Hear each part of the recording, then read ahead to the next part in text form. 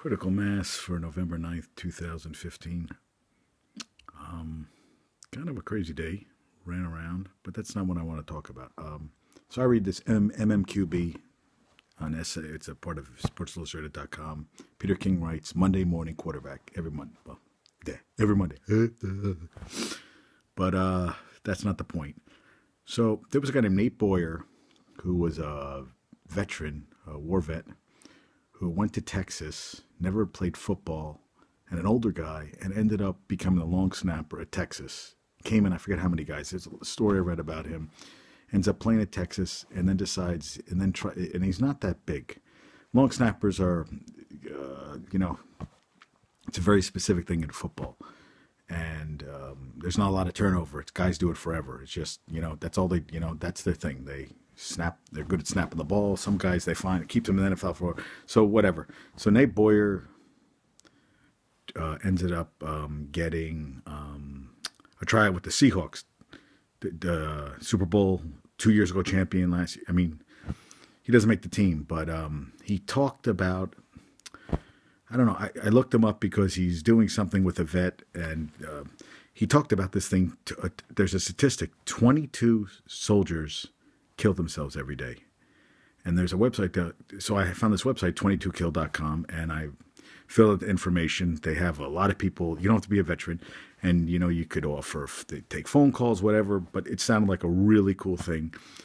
And I was going to contact him, and it sent me to this website, so I filled out all this stuff. But I am actually going to contact him. I don't know. It's going to be, I found him on Twitter, whatever, which is great. And social media now, you can find anybody. But I had met a woman. My mother has a friend who's stage 4 lung cancer. And I met a woman there who I gave my card and never heard from her again. But she does something in Jersey, somewhere in Jersey, where they like have camps and they do stuff in the winter. They do stuff with these vets to try to, that have post-traumatic stress disorder, everything. And, some of them have amputees, whatever, and war injuries, and they do things with them. And I feel my background, in fitness and in acting that, I could offer some help. So I started the process today. And it was kind of cool today at the gym, so that was cool. And at the gym today, a guy took a couple videos of me that he's going to post on his Instagram, which I don't have, and to get more business at the gym. So I did some curls. He goes, get the heavier weight. And I was tired already because I actually did 2 workouts. They look crazy. But I did an interesting workout today where so I get in a little early, and then I had a client, I had a backpack. So I have a TRX. If you don't know what it is, it's straps. You do all this body weight stuff. And I had my backpack on, and I started doing lunges. And believe me, on Riverside Park, there's benches. I stopped. I did lunges. I did leg step-ups, dips, push-ups. And I'll tell you, I was sweating my ass off. A really good workout. And it was a different workout. And I had a back, which had too much shit in it. Eye doctor, dilated today. And I want to talk about freaking Walking Dead. 2 straight weeks. You know what? It already got renewed for next year. And I don't know. I just feel like they're not going anywhere. And someone had told me that they're introducing a new bad guy. They're like the baddest of bad villain. Because I love the governor.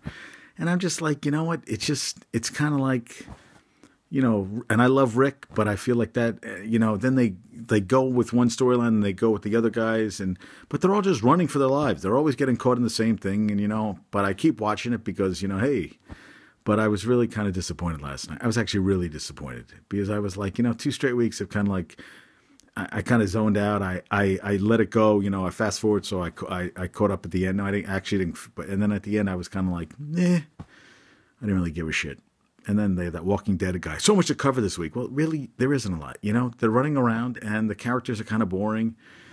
And I don't like this new batch of people. I like the guy with the crossbow. I can't remember his name. It's just blanking on me. And I like Carol. She's a badass. And Rick. And they killed off Glenn. I freaking like Glenn. So yeah, so kill22.com, very cool website.